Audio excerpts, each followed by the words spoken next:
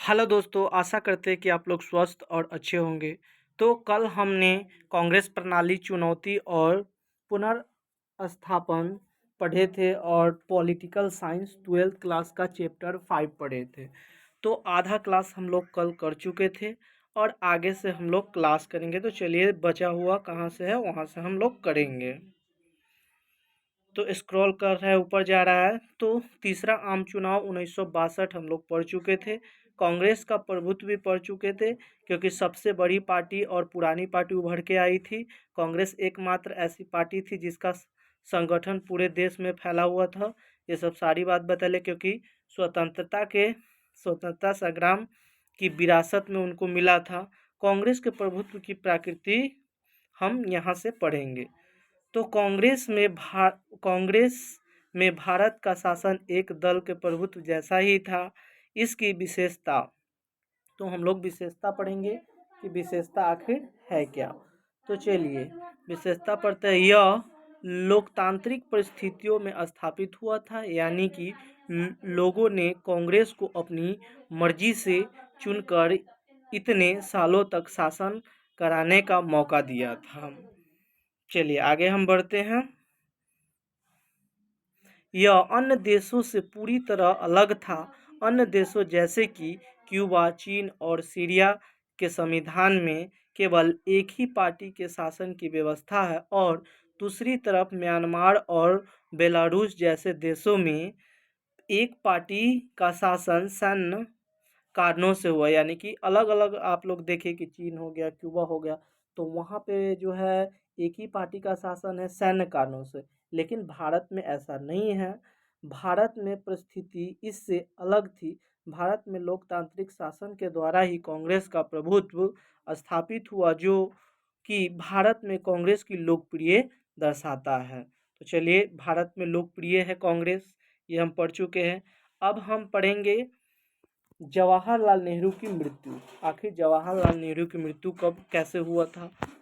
तो जवाहरलाल नेहरू की मृत्यु 1964 में हार्ट अटैक के कारण जवाहरलाल नेहरू की मृत्यु हो गई थी। दूसरा पॉइंट है, जवाहरलाल नेहरू की मृत्यु के बाद राजनीतिक उत्तराधिकारी की चर्चा शुरू हुई, यानी कि अब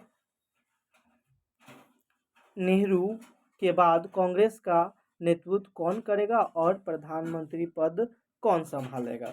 तो ऑटोमेटिकली बात है दोस्तों कि अगर कोई प्रधानमंत्री अगर मर जाता है तो उसके लिए फिर दूसरा प्रधानमंत्री चाहिए देश चलाने के लिए, वरना देश तो चलेगा नहीं। तो अगला पॉइंट है, इस समस्या को बड़ी ही आराम से सुलझा लिया गया, और इस समस्या को बड़े ही आराम से सुलझा लिया गया। तो चलिए आगे देखते हैं आगे क्या है। अगला पॉइंट है, पार्टी के सभी बड़े नेताओं ने सलाह मशवरा करके लाल बहादुर शास्त्री को प्रधानमंत्री बनाने का फैसला किया। यानी कि जो जो भी पार्टी थे, कांग्रेस के पार्टी थे, वो बोले कि नहीं, अब कौन बनेगा? तो जवाहरलाल नेहरू के बाद अब लाल बहादुर शास्त्री जो है प्रधानमंत्री बनेंगे। तो चलिए दोस्तों आगे जानते हैं। अब अगला टॉपिक है कि कौन थे लाल बहादुर शास्त्री। तो एक नंबर पॉइंट में है, लाल बहादुर शास्त्री कांग्रेस के कुछ जाने माने एवं लोकप्रिय नेताओं में से एक थे। दूसरा पॉइंट है, नेहरू की सरकार में लाल बहादुर शास्त्री मंत्री बने थे।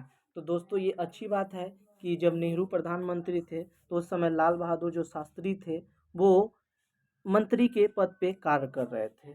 तीसरा पॉइंट है, एक बार रेल दुर्घटना की जिम्मेदारी लेते हुए शास्त्री जी ने अपने रेल मंत्री पद से इस्तीफा दिया था, जो उनकी अपने पद, प्रतिष्ठा और जिम्मेदारी भरे भाव का दर्शाता है। यानी कि जब उनके समय में जब वो रेल मंत्री थे लाल बहादुर शास्त्री, तो जब दुर्घटना हुई थी तो उस समय वो पद से इस्तीफा दे दिए थे। तो कहीं ना कहीं अपने आप में एक अच्छी नेता की निशानी है कि अगर कोई हमसे गलती हो जाता है तो हम इस्तीफा दे सकते हैं। चलिए अगला पॉइंट है, इसी वजह से लाल बहादुर शास्त्री को प्रधानमंत्री बनाने का प्रस्ताव स्वीकार कर लिया गया। तो जो अच्छे हैं, लाल बहादुर प्रधानमंत्री बने थे तो अच्छे ही देश चलाए थे। चलिए आगे देखिए, इस तरह नेहरू जी बाद इस तरह नेहरू जी के बाद आए लाल बहादुर शास्त्री, यानी कि 12 PM लाल बहादुर शास्त्री बने। तो चलिए आगे देखते हैं, आगे बढ़ते हैं, आगे क्या है। तो अब अगला पॉइंट है लाल बहादुर शास्त्री का शासनकाल, यानी कि उनका शासनकाल कैसे चला। तो लाल बहादुर शास्त्री का शासनकाल समस्याओं से भरा रहा। इस दौरान सबसे बड़ी दो समस्याएं थी। तो जब लाल बहादुर जी प्रधानमंत्री बने थे तो देश के लिए दो बड़े समस्या थी। तो एक था खाद्य संकट, यानी कि पहला कौन सा था, तो खाद्य संकट था। तो चलिए आगे देखते हैं कि आगे खाद्य संकट में क्या था। तो 1960 के दशक के शुरुआती दौर में देश के कई क्षेत्रों में ठीक से बारिश न होने के कारण देश के कई हिस्सों में सूखा पड़ा।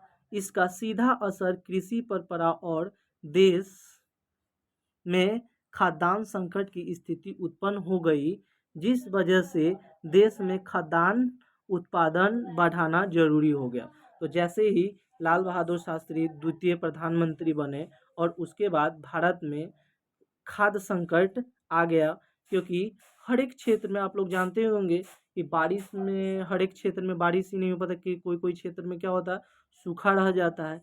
इसी कारण से कृषि पे प्रभाव पड़ा और खाद्यान्न हुआ नहीं, यानी कि फूड संकट आ गया। तो उनके लिए एक समस्या बढ़ गई। और दूसरा कारण था पाकिस्तान का युद्ध 1965।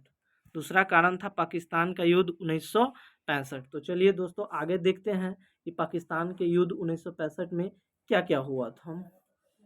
तो पहला है 1962 में हुई चीन युद्ध के बाद भारत की समस्या समाप्त नहीं हुई और 1965 में विभाजन की समस्या को लेकर भारत और पाकिस्तान के बीच युद्ध शुरू हो गया। यानी कि 1962 में जैसे ही चीन के साथ युद्ध समाप्त हुआ और उसके बाद 1965 में फिर भारत और पाकिस्तान का युद्ध स्टार्ट हो गया दोस्तों। तो आगे चल के देखते हैं। तो लाल बहादुर शास्त्री के शासनकाल की दो सबसे बड़ी समस्या यही थी। यानी कि पहली समस्या क्या थी, चलिए पीछे चलते हैं। तो खाद्य संकट, और दूसरी समस्या क्या थी, पाकिस्तान युद्ध 1965। चलिए अगला पॉइंट देखते हैं। 1965 में हुई भारत पाकिस्तान युद्ध को समाप्त करने और शांति बहाली के समझौता करने के लिए 1966 में लाल बहादुर शास्त्री ताशकंद समझौता 10 जनवरी 1966 को अचानक से लाल बहादुर शास्त्री का देहांत हो गया। तो दोस्तों 1965 में भारत और चीन के साथ जैसे युद्ध समाप्त हुआ और शांति बहाली समझौता हुआ 1966 में, और उसके बाद 10 जनवरी 1966 को अचानक से लाल बहादुर की मृत्यु हो गई। चलिए दोस्तों आगे जानते हैं। लाल बहादुर शास्त्री की मृत्यु के बाद फिर से अगले नेता के चुनाव की समस्या खड़ी हो गई। तो पहले तो जवाहरलाल नेहरू जी थे, तो वो मर गए। उसके बाद तो द्वितीय प्रधानमंत्री लाल बहादुर शास्त्री बने और वो भी उनका देहांत हो गया 10 जनवरी 1966 को। और उसके बाद फिर से देश के आगे प्रधानमंत्री की समस्या खड़ी हो गई। तो चलिए आगे देखते हैं। तो इस बार दो नेताओं के नाम सामने आए। तो जैसे ही लाल बहादुर शास्त्री की मृत्यु के बाद दो नेता के सामने आए, तो पहला नाम था इंदिरा गांधी, यानी कि पहला दावेदारी पेश किए थे कौन, तो इंदिरा गांधी। तो चलिए आगे देखते हैं कि आखिर इंदिरा गांधी के बारे में। तो कांग्रेस की अध्यक्ष यह चुनी चुकी थी, सॉरी दोस्तों, कांग्रेस की अध्यक्ष यह चुकी थी, यानी कि यह कांग्रेस के अध्यक्ष बन चुकी थी। उसके बाद जवाहरलाल नेहरू की बेटी थी। तो इंदिरा गांधी किसकी बेटी थी, जवाहरलाल नेहरू की। लाल बहादुर शास्त्री के शासन के दौरान ये भी मंत्री थे, यानी मंत्री थी। इंदिरा गांधी मंत्री थी। तो चलिए आगे देखते हैं। अब आगे है लाल बहादुर शास्त्री के बाद मोरारजी देसाई, यानी कि जैसे ही लाल बहादुर शास्त्री मरे तो एक तो इंदिरा गांधी जी थे और दूसरा क्या थे, मोरारजी देसाई से। तो चलिए आगे देखते हैं कि आखिर आगे हुआ क्या। तो मोरारजी देसाई के बारे में जानेंगे। तो मुंबई महाराष्ट्र के मुख्यमंत्री रह चुके थे और उस समय वो क्या थे, तो पहले से मुंबई जो महाराष्ट्र है, अभी महाराष्ट्र जाना जाता है, तो वहाँ के वो मुख्यमंत्री रह चुके थे। चलिए आगे और अगला पॉइंट देखते हैं। तो केंद्र सरकार में मंत्री के पद पर भी रह चुके थे, यानी कि केंद्र सरकार में भी मंत्री के पद रह चुके थे मोरारजी देसाई, और वो महाराष्ट्र के मुख्यमंत्री यानी कि सीएम भी बन चुके थे। चलिए आगे देखते, इस बार दोनों के बीच प्रतियोगिता होने के कारण गुप्त मतदान कराया गया, और दो दावेदारी थे, एक तो थे इंदिरा गांधी और दूसरा मोरारजी देसाई से, तो इसीलिए गुप्त मतदान किया गया। चौथा कारण था, इंदिरा गांधी ने बड़े ही आराम से मोरारजी देसाई को हरा दिया और प्रधानमंत्री पद के लिए चुने गए, और जैसे मोरारजी देसाई हार गए तो इंदिरा गांधी को प्रधानमंत्री पद के लिए चुन लिया गया। लाल बहादुर शास्त्री के बाद देश की प्रधानमंत्री बनी इंदिरा गांधी। तो दोस्तों जैसे ही लाल बहादुर की मृत्यु हो गई उसके बाद चुनाव हुआ मोरारजी देसाई और इंदिरा गांधी के बीच में, और इंदिरा गांधी चुनी गई और इंदिरा गांधी चुनी गई और मोरारजी देसाई हार गए। तो चलिए आगे देखते, इंदिरा गांधी को चुने जाने का मुख्य कारण, आखिर इंदिरा गांधी को क्यों चुना गया, कोई तो कारण होगा। तो चलिए आगे हम देखते हैं कि क्या कारण है। तो पहला कारण है, उस समय कांग्रेस के अंदर उपस्थिति बड़े नेताओं को सिंडिकेट कहा जाता था, यानी कि जो बड़े नेता थे उन्हें सिंडिकेट कहा जाता था। दूसरा था, प्रधानमंत्री पद के चुनाव के समय सिंडिकेट ने इंदिरा गांधी को समर्थन देने का फैसला यह सोचकर किया कि इंदिरा गांधी को इतना अनुभव नहीं है, इसी वजह से सिंडिकेट पर निर्भर रहेंगे। यानी कि तो पहला बार प्रधानमंत्री बने थे इंदिरा गांधी, और महिला में प्रथम प्रधानमंत्री इंदिरा गांधी बनी थी, और ज़्यादा अनुभव नहीं था, यानी कि सोचना था, यानी कि उनका जो संगठन था उनका सोचना था कि ये नए नए प्रधानमंत्री बने हैं, नए नए लेडीज है, क्या देश को चला पाएगी या नहीं, क्या इनके पास अनुभव है कि नहीं है। तो चलिए यहाँ तक तो हो गया। अब दोस्तों आगे हम चलेंगे, तो अगला टॉपिक हमारा क्या है, तो चौथा आम चुनाव, यानी कि पहला आम चुनाव हम लोग 1951 से 52, उसके बाद 1900, चलिए दोस्तों आगे चलते हैं। दोस्तों तो पहला चुनाव 1951 से 52 में हुआ था, उसके बाद दूसरा चुनाव हुआ था 1957 में, और तीसरा चुनाव हुआ था 1962 में। अब हम चलिए आते हैं चौथे आम चुनाव के बारे में पढ़ेंगे कि आखिर चौथे आम चुनाव में है क्या। तो चौथा आम चुनाव कब हुआ था, तो 1967 में हुआ था। तो आप लोग पहला, दूसरा और तीसरा जान चुके हैं क्या क्या हुआ बीच में। अब चौथा आम चुनाव कब हुआ था, तो 1967 में हुआ। तो चलिए आगे हम देखते हैं कि आखिर इसमें हुआ था क्या। तो भारत में चौथा आम चुनाव 1967 में हुआ।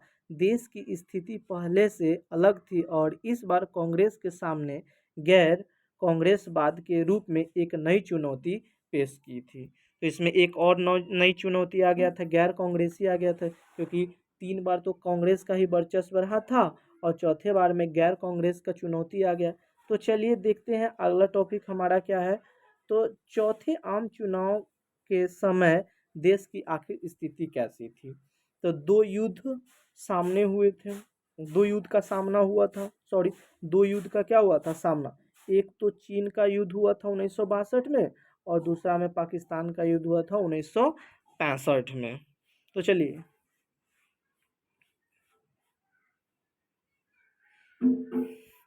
दोस्तों, तो 65 में हुआ था। आगे चलिए, दो बड़े नेताओं की मृत्यु, यानी कि दो बड़े नेताओं की मृत्यु हो गई। तो किसका किसका हो गया था, तो जवाहरलाल नेहरू जी का हो गया था, और उसके बाद लाल बहादुर शास्त्री जी का हो गया था। चलिए आगे चलते हैं, देखते हैं कि आखिर तो उस समय आर्थिक समस्या, यानी बहुत सारे समस्या आ गए थे। तो आर्थिक समस्या आ गए थे, उसके बाद खाद्यान्न संकट आ गया था, विदेशी मुद्रा की कमी हो गई थी, सैन्य खर्चों में वृद्धि हो गई थी, अनुभव वहीन प्रधानमंत्री, यानी कि जिनके पास अनुभव ही नहीं था वो प्रधानमंत्री बन चुके थे। तो ये सब भारत की समस्या थी। चलिए एक बार और जान लेते हैं, तो भारत की समस्या क्या क्या थी। तो पहला था आर्थिक समस्या, उसके बाद दूसरा था खाद्यान्न संकट, तीसरा विदेशी मुद्रा की कमी, उसके बाद चौथा सैन्य खर्चों में वृद्धि, यानी कि जैसे ही भारत आज़ाद हो गया तो उसके बाद तो सैन्य चाहिए ही चाहिए, तो ज़्यादा से ज़्यादा भारत को सैन्य चाहिए था तो सैन्य खर्च में वृद्धि होता। उसके बाद अनुभव विहीन प्रधानमंत्री, यानी कि जो देश को चलाने वाले थे उनके पास अनुभव ही नहीं था, यानी कि इंदिरा गांधी थे तो उनको ज़्यादातर अनुभव ही नहीं था। तो चलिए दोस्तों अगला टॉपिक क्या है, तो चौथा आम चुनाव 1967। तो पहले भी बताया था कि चौथा आम चुनाव 1967।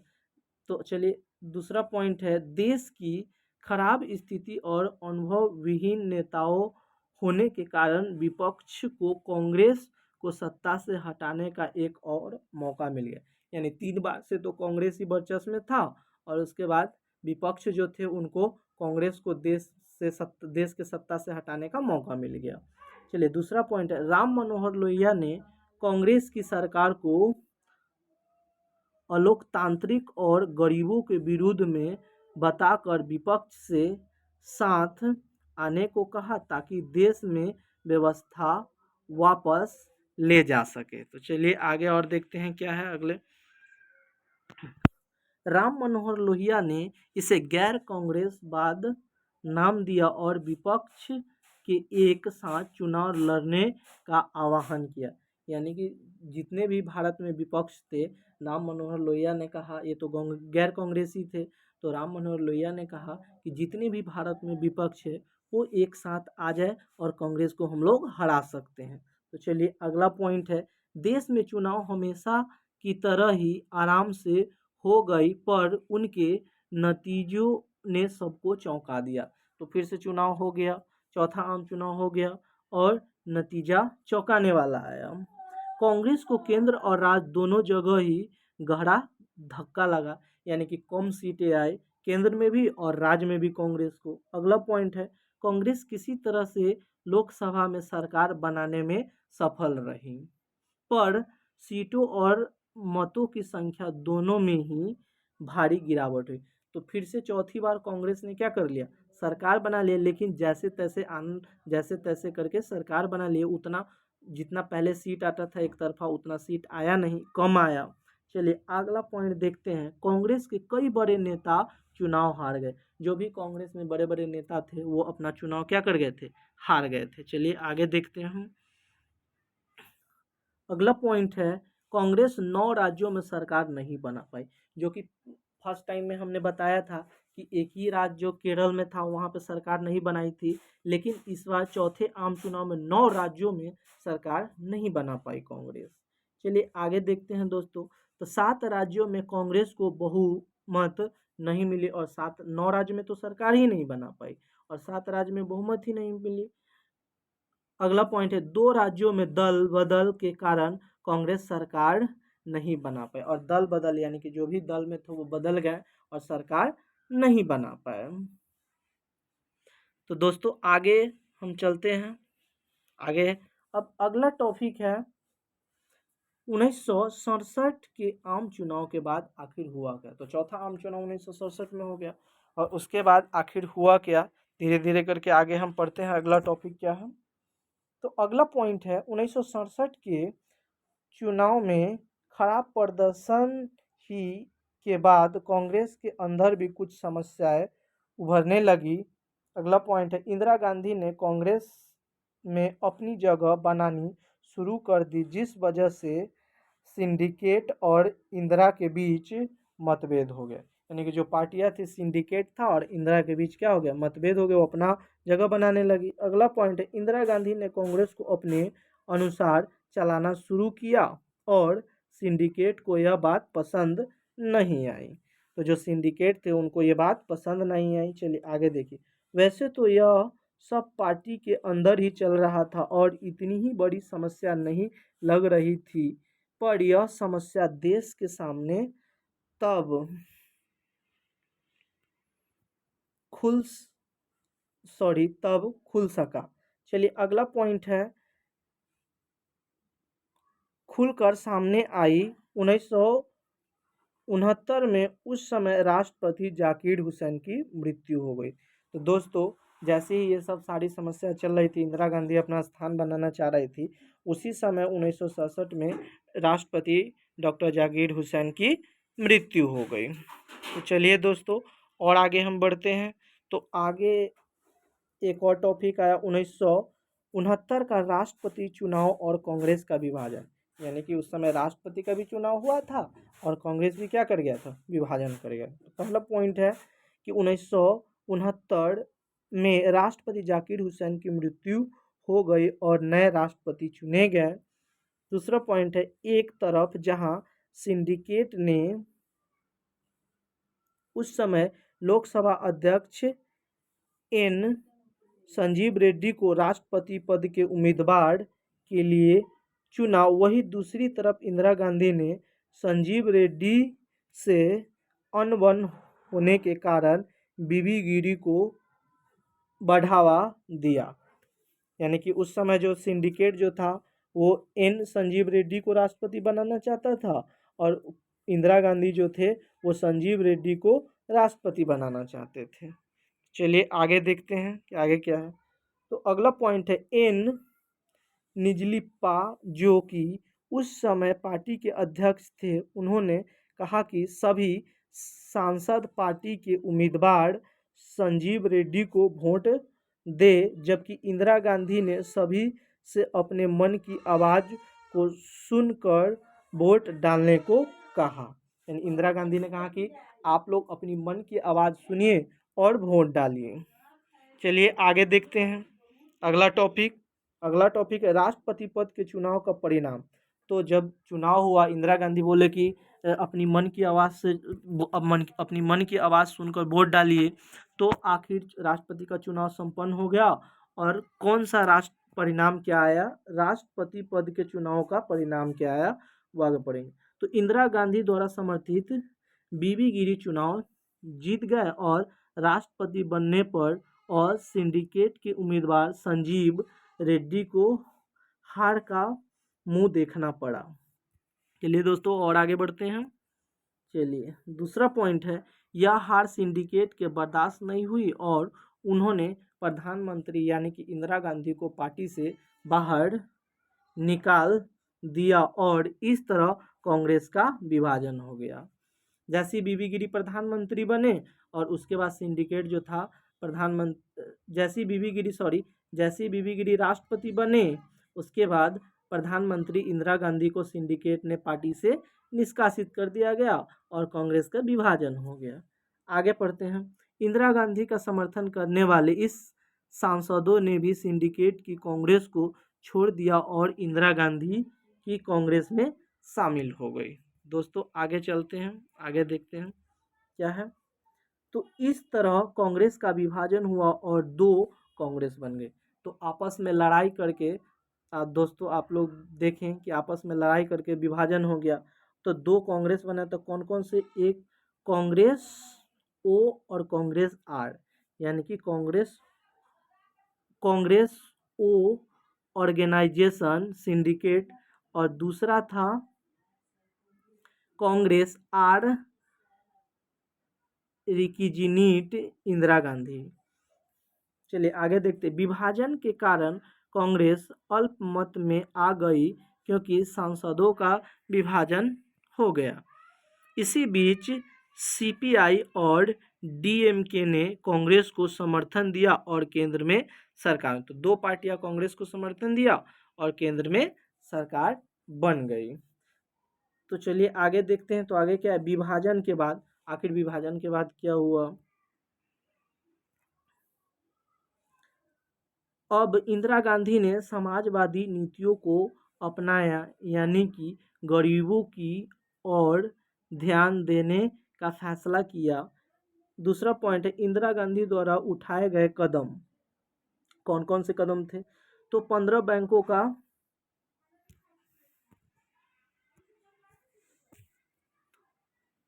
दोस्तों, चलिए दोस्तों आगे बढ़ते हैं। तो विभाजन के बाद तो इंदिरा गांधी जो थे 15 बैंकों का राष्ट्रीयकरण कर दिए। उसके बाद दूसरा नंबर में प्रिवी पर्स की समाप्ति कर दिया गया। उसके बाद 3 नंबर भूमि सुधारों को बढ़ावा दिया गया और चौथे नंबर पर देश में गरीबों के हित के लिए नीतियाँ बनाई गई। यानी कि जैसे ही इंदिरा गांधी उनका पार्टी बन गया, सरकार बन गया इंदिरा गांधी का, तो अपना नीति 14 बैंकों का राष्ट्रीयकरण करवा दिए। उसके बाद भूमि सुधार में बढ़ावा दिया कि भूमि सुधार करना चाहिए, देश के गरीबों को ऐसे ऐसी योजना लाना चाहिए कि देश के गरीब आके ऊपर उठे और अपना आत्मनिर्भर बने। चलिए दोस्तों आगे अब बढ़ते हैं।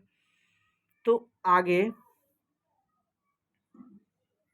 1970 में इंदिरा गांधी ने इस समर्थन वाली सरकार को गिराने का फैसला किया।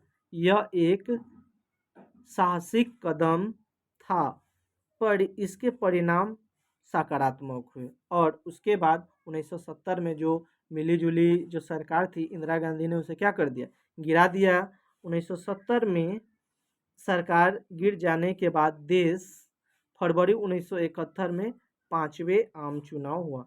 तो दोस्तों ये वीडियो कैसा लगा, अच्छा लगा हो तो लाइक और सब्सक्राइब कर दीजिएगा चैनल को। और डेली के डेली आपका 12th क्लास का पॉलिटिकल साइंस आएगा।